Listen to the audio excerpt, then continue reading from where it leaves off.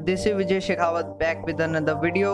And आज का जो मैं प्रोडक्ट है जिसका मैं आपको साउंड रिव्यू चेक करवाने वाला हूँ वो है डॉग साउंड हूटर, जो कि स्क्रीन पर देख सकते हैं। फुली मेटेलिक बॉडी है इसकी एंड ये आपको कहीं से भी परचेज करते हो मिल जाएगा around 300 rupees. Car, bike, scooty किसी में भी यूज़ कर सकते हो आप इसको।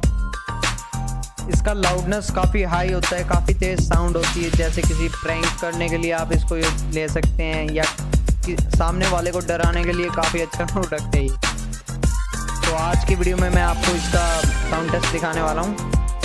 सो गाइस, उससे पहले मेरी आपसे एक रिक्वेस्ट है, जो भी नए व्यूअर्स हैं जिनको मेरी वीडियो पसंद आती है, प्लीज़ मेरे चैनल में और भी वीडियोज़ है, आप चेक कीजिए उन्हें जाके, उन्हें लाइक कीजिए। कोई आपका सजेशन है तो कमेंट कीजिए और चैनल सब्सक्राइब जरूर करें। तो चलिए मैं इसका आपको साउंड टेस्ट करवाता हूँ।